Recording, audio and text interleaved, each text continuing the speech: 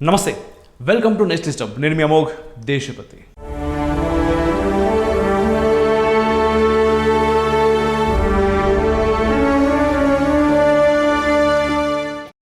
Tsunami, భూకంపం, వరదలు, యుద్ధం, ప్రకృతి వైపరీత్యమైన పరిస్థితి ఎంతటి విపత్కరమైన తమ పౌరులను రక్షించడంలో భారత్ ఎల్లప్పుడూ ముందు వరుసలో ఉంటుంది.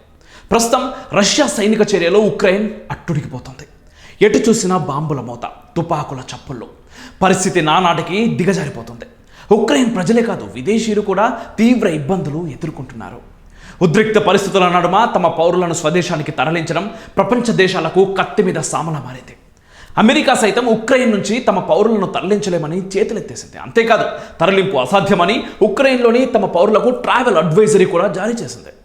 బ్రిటన్, ఫ్రాన్స్ వంటి దేశాలు సైతం తమ పౌరులను తరలించేందుకు ఆపసోపాలు పడుతున్నాయి. కానీ ఇదే సమయంలో భారత్ మాత్రం ఉక్రెయిన్లోని తమ పౌరులను అలవోకగా స్వదేశానికి తరలిస్తోంది.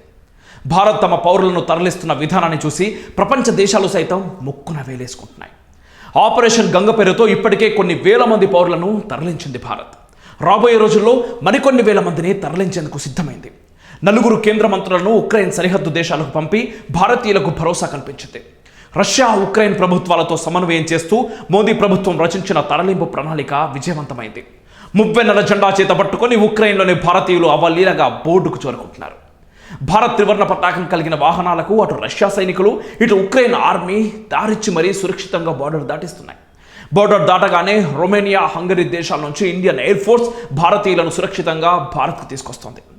ఉక్రెయిన్ నుంచి భారతీయుల తరలింపులో మోదీ ప్రభుత్వం అనుసరిస్తున్న విధానాలను చూసి ప్రపంచ దేశాలే అబ్బురపడుతున్నాయి.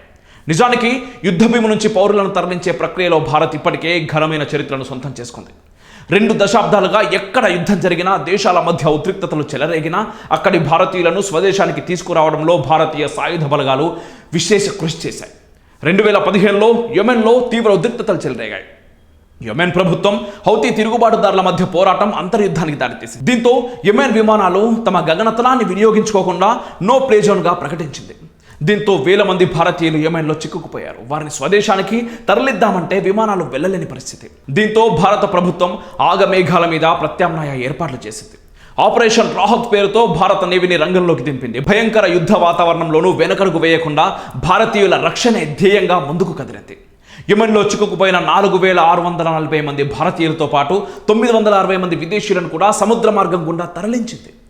పౌరులను తరలించడంలో భారత నౌకాదళం చూపిన ధైర్య సాహసాలను అప్పట్లో ప్రపంచ దేశాలు పొగడ్తలతో ముంచెత్తాయి. యెమెన్లో ఏ దేశం కూడా అడుగు పెట్టడానికి సాధ్యం కాని పరిస్థితుల్లో భారత పౌరులను సురక్షితంగా స్వదేశానికి తరలించింది మన నౌకాదళం. అదేవిధంగా 2006 లెబనాన్ యుద్ధంలో భారతీయ, శ్రీలంక, నేపాల్ పౌరులను రక్షించడానికి నేవీ ఆపరేషన్ సుకూన్ను చేపట్టింది. అలాగే 2011లో లిబియా సైన్యానికి వ్యతిరేకంగా సామూహిక నిరసనలు చెలరేగినప్పుడు ఆ దేశంలో చిక్కుకుపోయిన 8000 మంది పౌరులను సురక్షితంగా తరలించింది భారత్. ఇందుకోసం ఆపరేషన్ బ్లోసమ్ను విజయవంతంగా నిర్వహించింది.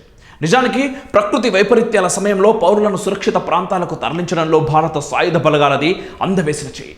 2004లో విరుచుకుపడిన tsunami Sri Lanka, Bharat, Indonesia, Thailand, మాల్దీవులను తీవ్రంగా ప్రభావితం చేసింది. ఈ సునామీకి ఎక్కువగా ధ్వంసమైన దేశం శ్రీలంక. ఆ ఆపత్కాలంలో భారత సాయుధ బలగాలు ముందుండి సహాయ చర్యలు చేపట్టాయి. ఆపరేషన్ సీవేవ్ పేరుతో త్రివిధ రక్షణ దళాలు, కోస్ట్ గార్డ్ పరస్పరం సమన్వయం చేసుకుని పౌరులను సురక్షిత ప్రాంతాలకు తరలించాయి. సునామీ విధ్వంసం తర్వాత డజన్ల కొద్ది విమానాలు 5000 టన్నుల సహాయక సామాగ్రిని ప్రభావిత ప్రాంతాలకు తరలించాయి. భారత వాయుసేనకు చెందిన MI-17 హెలికాప్టర్లు, IA-76 జెట్లు కూడా శ్రీలంక, మాల్దీవుల్లో రెస్క్యూ మరియు రిలీఫ్ ఆపరేషన్స్ నిర్వహించాయి. అంతేకాదు, ఆపరేషన్ క్యాస్టర్, ఆపరేషన్ రెయిన్బో పేర్లతో భారత నావికాదళం మాల్దీవులు, శ్రీలంకలో బలగాలను మోహరించింది. 2015లో నేపాల్లో భారీ భూకంపం సంభవించినప్పుడు కూడా భారత ప్రభుత్వం, భారత సాయుధ బలగాలు ముందుండి సహాయక చర్యలు చేపట్టాయి. ఆపరేషన్ మైత్రి పేరుతో రెస్క్యూ ఆపరేషన్ నిర్వహించాయి. భూకంపం సంభవించిన కేవలం 15 నిమిషాల్లోనే భారత్ స్పందించిన తీరుపై అప్పట్లో ప్రశంసలు వెల్లువెత్తాయి. వాస్తవానికి నేపాల్ భూకంప ప్రాంతంలో సహాయక చర్యలను ప్రారంభించిన మొదటి దేశం భారత్. ఆర్మీ, ఎయిర్ ఫోర్స్ సంయుక్తంగా నిర్వహించిన ఆపరేషన్లో 5000 మంది భారతీయులతో పాటు స్థానికులను కూడా ప్రభావిత ప్రాంతం నుంచి తరలించారు. అమెరికా, యూకే, రష్యా, జర్మనీలకు చెందిన మరో 170 మంది పౌరులను కూడా భారత్ సురక్షిత ప్రాంతాలకు తరలించింది. ఇక కోవిడ్-19 మహమ్మారి తర్వాత భారత సాయుధ బలగాలు చేపట్టిన సహాయక చర్యలను ఎవరు మాత్రం మర్చిపోగలరు. కరోనా మహమ్మారితో 2 సంవత్సరాల క్రితం ప్రపంచం మొత్తం స్తంభించిపోయింది. కానీ భారత సాయుధ దళాలు తమ విధులను నిరాటంకంగా కొనసాగించాయి. ప్రపంచంలోని వివిధ ప్రాంతాల్లో చిక్కుకుపోయిన భారతీయ పౌరులను తిరిగి తీసుకురావడానికి భారత్ వందే భారత్ మిషన్ను ప్రారంభించింది. 2021 ఏప్రిల్ 30 నాటికి దాదాపు 60 లక్షల మంది భారతీయులను స్వదేశానికి తీసుకొచ్చారు. ప్రపంచంలోని ఇతర ప్రాంతాల్లో చిక్కుకుపోయిన పౌరులను తిరిగి తీసుకురావడానికి air India, Indian air force విమానాలను ఉపయోగించారు. భారతీయ పౌరులను స్వదేశానికి తీసుకురావడానికి భారత నౌకాదళం కూడా ఆపరేషన్ సముద్ర సేతు నిర్వహించింది.